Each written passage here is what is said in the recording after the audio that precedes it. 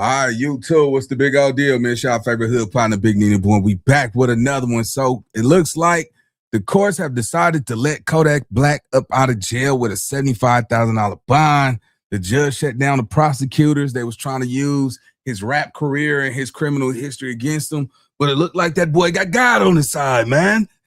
So anyway, let's get into this content. Y'all know how we do it, man. Like, hype, and hit that notification bell. Let's go.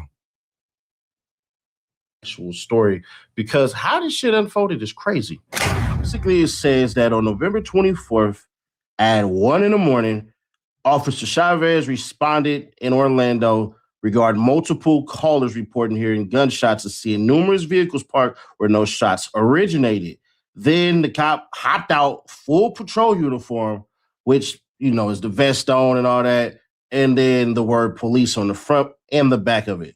Now what ends up happening is the uniformed police officer has the damn Orlando department shoulder patch on it. So he's basically showing y'all, I'm the police. So it basically lets y'all know he was super identifiable as law enforcement. And as he pulled up, several people, sorry, I've been hanging out with Memphis people, man. It's the music. You know, they got me, man. Basically, he pulled up, see several people gathered around two running vehicles with the headlights on, and he basically approached the vehicles to his right. He see the BMW SUV. Inside the BMW SUV, he saw three people. Then the cop approached the driver's side door and could immediately smell freshly burnt cannabis emanating from the vehicle. What y'all rolling over there is what the cop said. So the damn cop decided, I'm going to investigate this instead of a shooting, which doesn't make any damn sense. But we're going to keep on reading. The cop basically say, hey, shit, you got your medical card? He said that to somebody identified as Avin Joseph. And then Avin Joseph said, nah, I ain't even got one, bro. So then the cop observed what appeared to be an open container protruding from under the passenger seat. The cop knows the Mercy Drive area to be a high crime drug area. So the cop says, based on this, and working in a specific area for almost 5 years, based on the smell of weed and no medical marijuana card. Whoa, that's that QR code, man. Y'all know what that is, man. They said no more 5. Nah, double that. Location, there's probable cause to search the vehicle. But once again, if there were multiple gunshots, where did you see any bullet holes, anything like? Yeah, they tried to backdoor Kodak, man. They tried to backdoor him. And it's the thing, though, man. You know, we living in America, man. It's 2026, man. You understand me? And it's still illegal to smoke marijuana in the state of Florida. That's some fucked up shit, homie. You know what I'm saying? Yeah, man, you know, I honestly believe, man, when you young, rich, and you a certain skin color, you always gonna be the target. You know what I'm saying? And we not raising our kids to be prepared for that. You see what I'm saying? Gotta look out for that. They really put that boy over on some bullshit. They know they did, but you know how they say, like in life, at least the state of Mississippi got 25 years out you.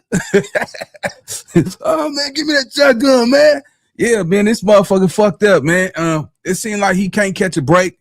Then you don't even know what this nigga going through, bro. Right now, rappers are dying in the industry, bro.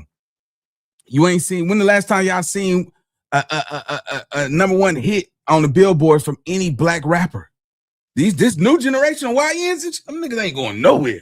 These niggas every time, hey, what you do? Oh, I'm a rapper. Do you get paid for it? Nah, I pay people. Yeah, you ain't there yet, little nigga. It's a stressful situation. It's a stressful business. I was in it for a while, man. I made a couple dollars out of it. You know what I'm saying? I seen what it really is and what it do. And you know, and that's the number one thing in today's society. A young black man get up out of high school, man. The first thing he want to do is he want to run to the streets, get his gang reputation, and become a rapper. You see what I'm saying? We man, what about playing ball? What about, you know what I'm saying, doing art? Some, you know what I'm saying, painting Picassos around this motherfucker. You know what I'm saying? It's just bad though, man, because right now I'm looking at what's going on with Kodak. You know, this was a money grab to me. It was a money grab. They seen that boy in that Lamborghini. They seen that boy. You know what I'm saying? That car costs more than what them niggas make in 5 years. Of course, them niggas gonna be hot when they see some nigga with some dirty dreads in his head. You know what I'm saying? With a bankroll in his pocket. Allegedly, I think they caught some WAP with him and some. You understand me? That ya, you know, all that crazy shit. Let's go. Did you take your goddamn flashlight out? Did you scan any freaking anything? Like nothing? You didn't search the ground for shells. You didn't search the gates. You didn't search the houses for bullet holes. You just smelled burnt weed? And that was enough for you to do that? Okay. So he found probable cause to search the vehicle. Additionally, it should be noted that Joseph has a suspended Florida driver's license. But sitting in the driver's side doesn't mean that he was actually driving. Now, some could argue because the car was on or whatever the hell. But that's just like saying, well, you know, it's hot as hell, so we turned on the AC. But whatever. So upon searching that BMW, the cop located a bag in the trunk containing 56 grams of cannabis in a sealed marked cannabis bag and a metal container containing a pink substance. Now, that pink substance, that pill, it tested positive for MDMA using an OPD-issued NIC kit. And additionally, in the bag, the cop located a passport that belonged to somebody named Trayvon Hardy. And $60. The money bag, weed, MDMA pills were placed in the OPD property as evidence. So they put it in an evidence locker and they said, oh shit, we done already crashed something. So while searching the BMW, somebody else pulled up. It's KODAK Black. Officer began the search. And what did he find out? Oh shit. Hey man, listen, we gotta find another vehicle. We did? Yeah, green Lamborghini. That was occupied by a sole rear passenger, identified as James Demetrius Twitty. Now, Twitty, he was sleeping in the passenger side. Next to Twitty was a white leather bag. The cop walked over to the passenger side of the vehicle to open the front passenger door. But here's the kick. He had no reason to basically do that. If you see somebody sleeping in a $250,000 vehicle, why the hell would you open the passenger door? But the cop said, you know what? I'm going to go ahead and open that door. So he then goes on to say, as he walked around the side of the vehicle to open the passenger door without entering the vehicle, viewing from outside, how convenient, he could see white powdery substance on a $100 bill on the front floorboard. Should be noted that next to that $100 bill with the narcotics on it was a pink pair of scissors.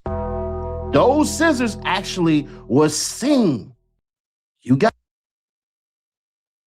Yeah, man. You know what I'm saying? Hey, look, man, let me tell y'all some game, man. Look, bro.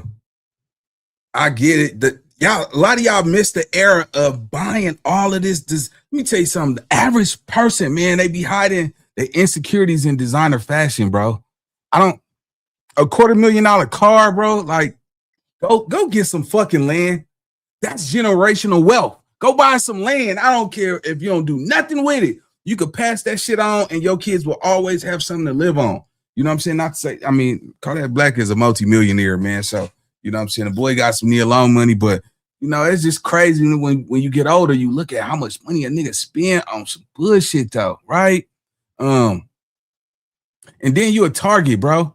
You know what I'm saying? You in Broward County, or however you pronounce that shit. You a quarter M, nigga, that's $250,000.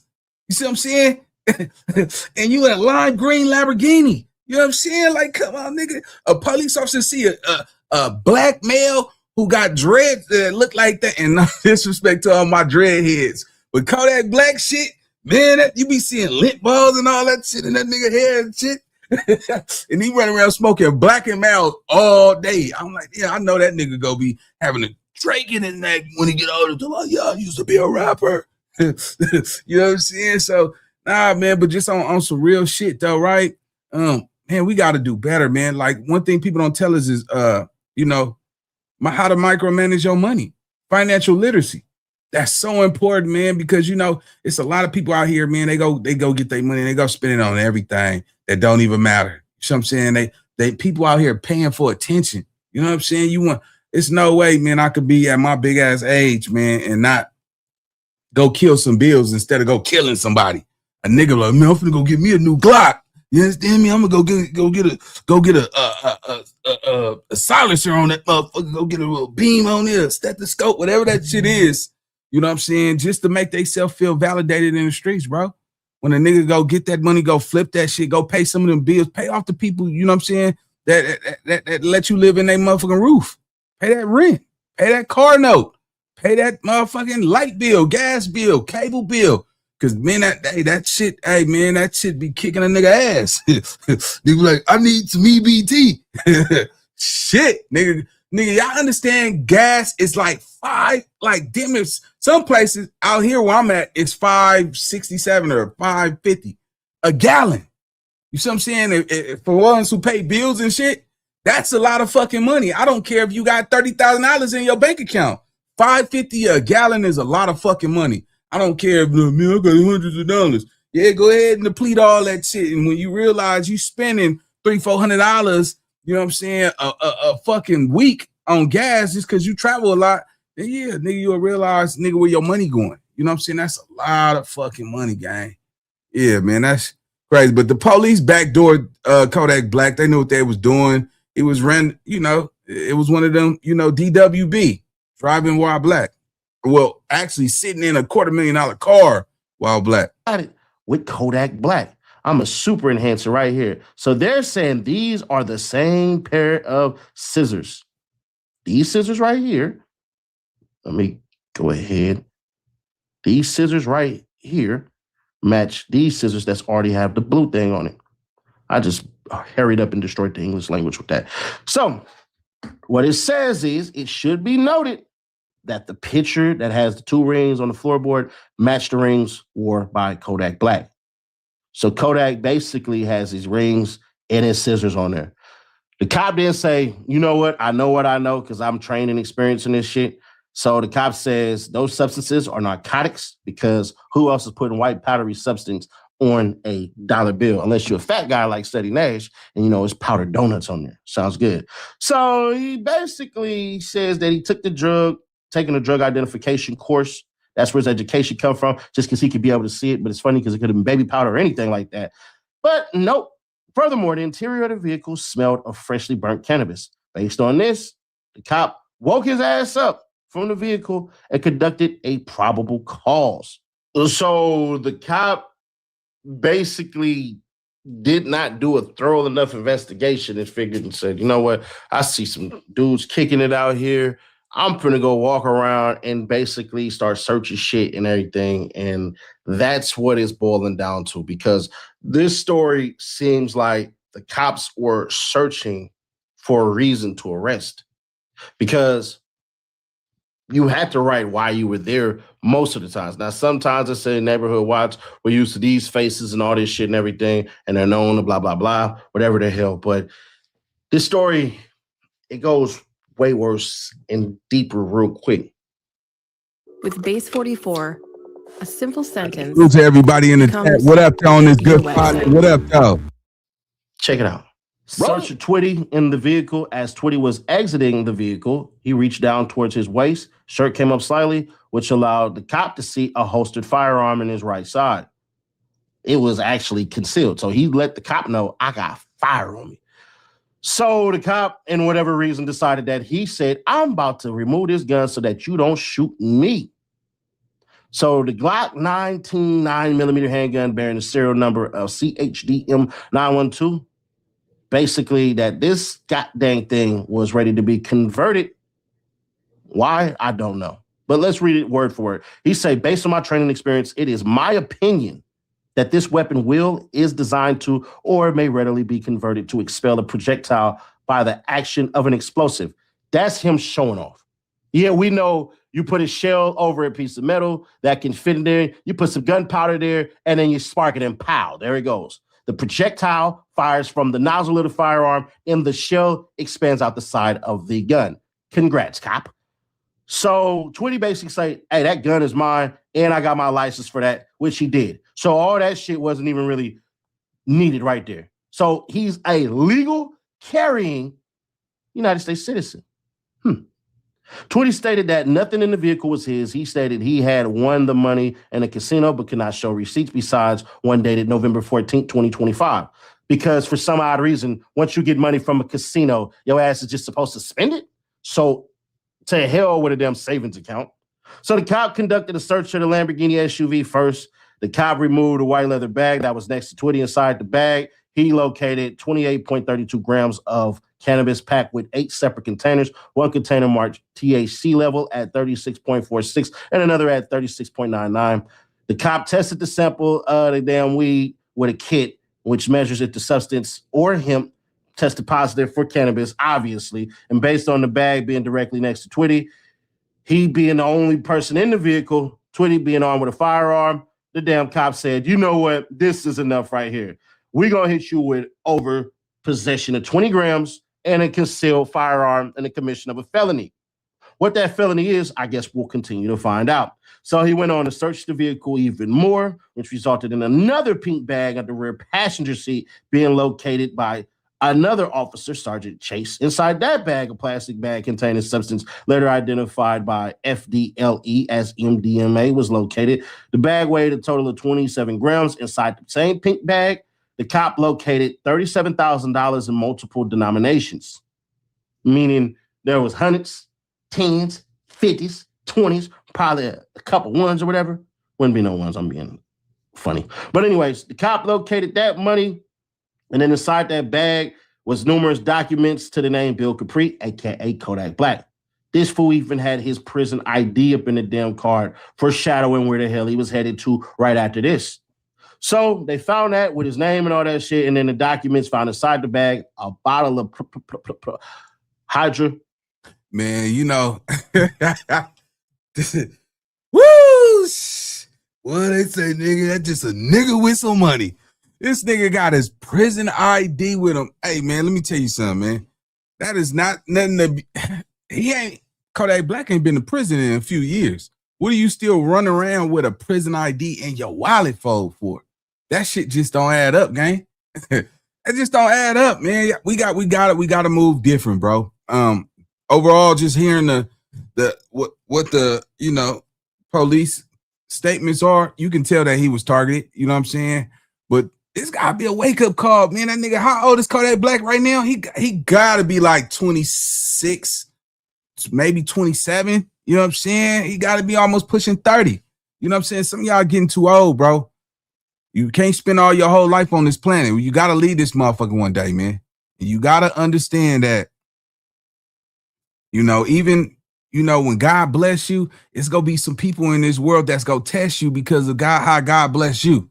Feel like why the fuck you got it, nigga? You ain't doing nothing with your motherfucking life. Look, nigga, you blowing that shit up your motherfucking nose and shit. You know what I'm saying? And taking all these MDAs and frying your brain and all that shit. Somebody might be offended by that and could just hate you for that.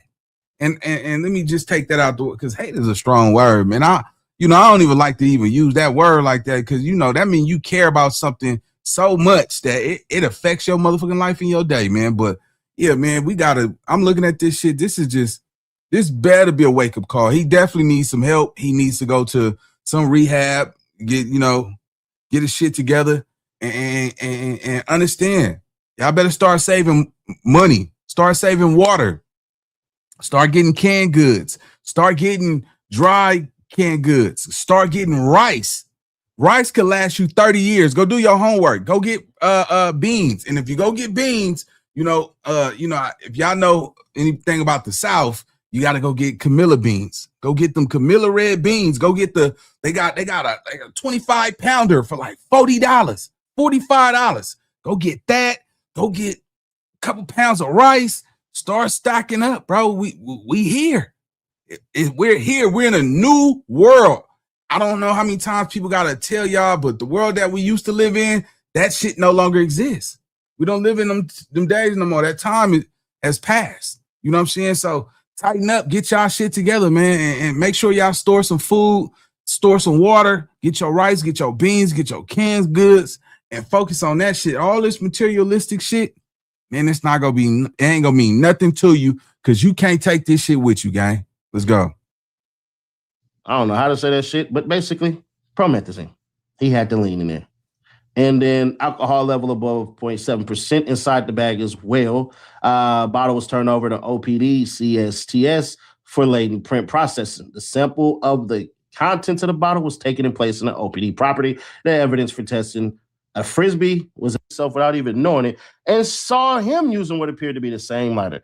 The photo below of the lighter, and you can see the lighter seen in the Instagram as Haitian Boy KODAK's on November 23rd, 2025.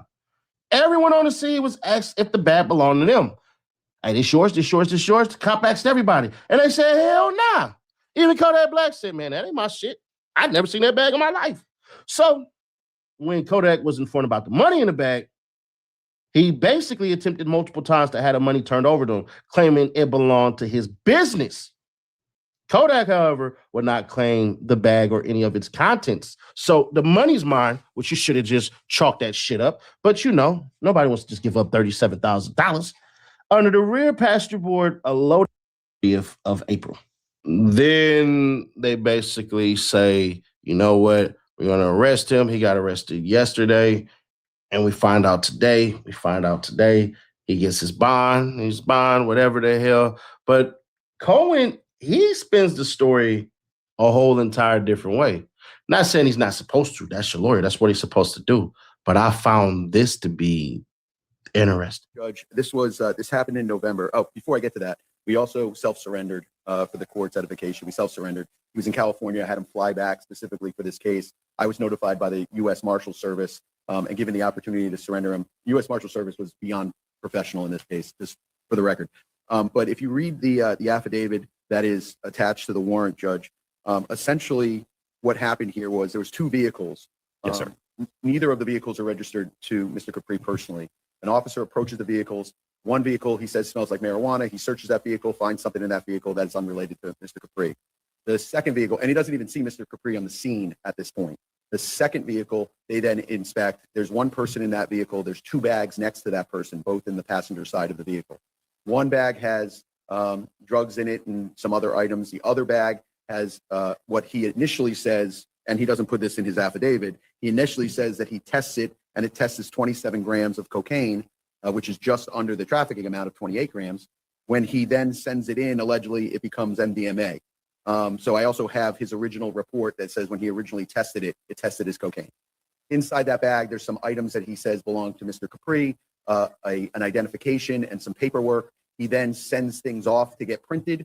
None of the things in that bag come back to Mr. Capri as his fingerprints. I think there were several latent prints taken off. None of them match Mr. Capri. At that point, then Mr. Capri approaches the officer and is now on the scene, was not in the vehicle, and doesn't make any admission that the bag is his or anything like that. The officer then goes one step further and goes on Mr. Capri's Instagram, and on one picture in his Instagram, there's a picture of him standing next to a bag that looks like the bag that was in the car. Now, I know PC was already found, so I'm not going to argue PC, but it's really screaming at me, but I won't argue it. But I mean, the case law on this is so very clear. And I use two very, very, I think, esteemed cases. One of them is Edmond v. State, and the other one is McCrae v. State. And I'm just going to be very brief on it. Right. So let me ask you this before we get into the case. Yes. One, has a copy been given to the state? I'll give her a copy. I'm sorry. Because certainly last thing we want to do is have a hearing by ambush. I use these in a lot of the construction possession cases. So the Edmond case is kind of an amazing case. The police raid a house on a warrant. The guy's hiding in the closet with wet cocaine next to him in a hole that his head is within 1 foot of the hole. On the stove is cooking cocaine. Next to the stove is his ID and some paperwork. In a bedroom in the house is more paperwork that belongs to him. The court found that's still not enough for constructive possession. It's kind of an amazing case, and I'll give you the exact site for it, but it's Edmond v. State, and the state has a copy of it. The other one is McCrae. In McCrae, they're pulling a guy over. They pull him over, he jumps out of the car and makes a run for it. As he's running, the officer sees that he's playing with his waistband and makes a throwing motion. He puts him down on the ground, arrests him, and tells the other cop, hey, go back and see what he threw. They find a baggie of cocaine, no fingerprints on it. They print it, no fingerprints on it. And the court says that's not enough for constructive possession. Those cases are so much closer to constructive possession than this case. And I would just ask the court, in considering a bond, to look at the case, to look at the affidavit that's with the case. And I understand that the typical bond on this is $50,000. I'm asking for a $10,000 bond I on my way here on the train, I was typing up a motion to dismiss. It's just there is not enough here. Right, and I'll stop you there. I mean, obviously, you know that the motion to dismiss is for another day. We're here for the sole purpose of determining bond and conditions of bond. Your client, and I appreciate it, Judge. And, I understand the arguments presented by your counsel. I think one of the things that was left out was, well, you weren't necessarily claiming ownership of the bag. You were requesting that the funds within the bag be turned over to you. So there at least is some tie, seems like, to the court to that bag. Nonetheless, I think in terms of bond, I am going to slightly see. That's where he fucked up at. That's where Kodak fucked up at.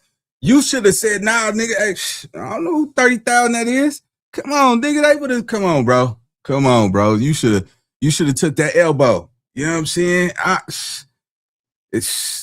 You would have been home free if you would have let go of that little 30K, that little 30 ball. You would have been home free, bro. Let's go.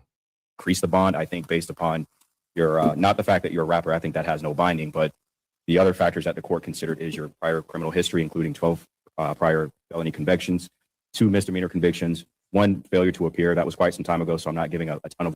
Damn, nigga, you got 12. You been convicted 12 times, nigga. Hold on. 12 times, nigga. Damn, nigga. Shit. Nigga been convicted 12 times. Nigga, you not no professional. Nigga, they catch you every motherfucking time. God damn. Yeah, I can't even talk. It's probably some niggas like, see, nigga, I got caught, nigga, about 30 times. Nigga, you're not a professional career criminal. You know what I'm saying? Nigga, you're catching bait. You understand me? Like, come on, bro. Some of you niggas need to give that shit up. And let me just say this, bro.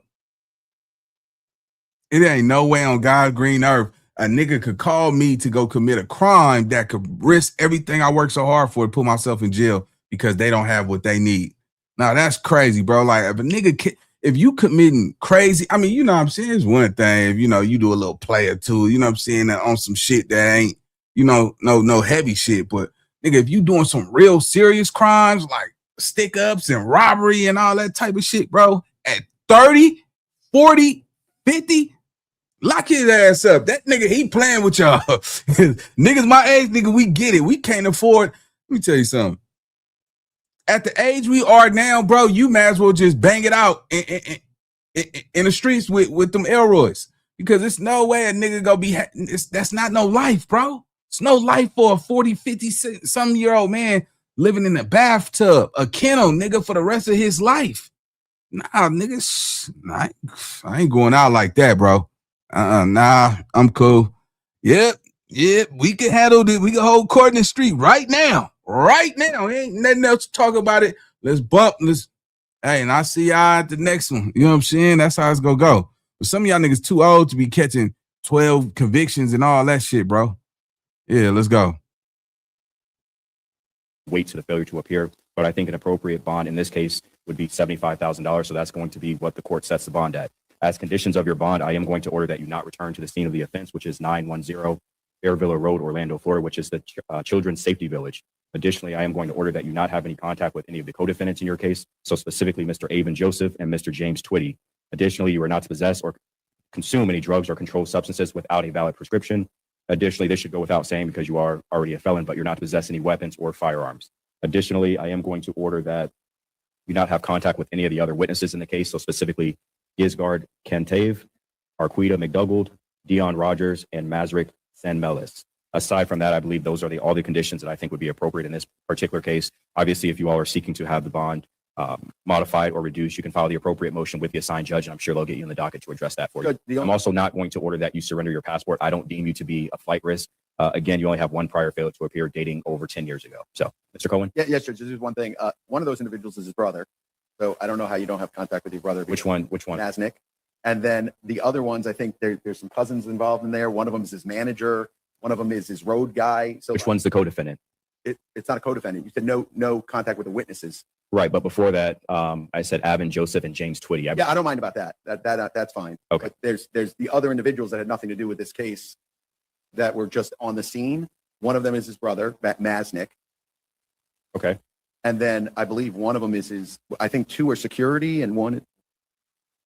Yeah, 2 are his security. All right, which two? He running the play. He running the play, gang. Cantave and Dion. Look, that nigga Kodak. Hey, look, he going for it. He going for it. He running the play on him, kid. Look, damn, you boy, listen, boy, you lucky you got one of them little nice little Caucasian people, cause nigga, so when you see that nigga smell like Colgate, like get that nigga, man. That nigga really play. Nigga said two. First he said one was he said then he doubled back and said two was a security guard and one is his brother. Boy, if you give a nigga an inch, he'll take a motherfucking mile, won't he? Let's go. All right, so I will permit you to have contact with your team, so your security, and so that's Cantave, Rogers, and San Melis. You can have contact with them, so I'll strike the conditional. Perfect. Thank you, Judge. So much. Best of luck to you, sir. Judge. You as well. The body scanner reveals the brutal truth about your body that your regular scale will never tell you. For weeks. In a day and age of what we would call red pill that preaches accountability, will we do that for Kodak Black at all? I can't feel bad for Kodak Black. I know y'all want to be on that. Oh man, he's blah, blah, blah, and all of this shit. And I get it. All right, Kodak Black, talented in music. He's a good rapper. He's a face of his generation for sure. He got in some beefs that some of y'all would agree, some of y'all would disagree. You know, the YB better, Kodak better, and all that shit and everything. YB is clearly better. But that's neither here nor there. We had to ask ourselves. All right, man. I shout out to my boy Seti Nash, but yeah, nigga, I can't do that Liberace shit right now. All that Liberace shit, I don't want to shit. Anyway, that's my time, gang. Love, peace, and hair grease. We got more content coming on the way. Make sure y'all hit that like button. If you're new to the channel, hit the notification bell because we dropping that new mail and causing hell, man. So y'all hit that motherfucker. Let me know y'all rocking with me, and I'll see y'all on the next video. Let's go.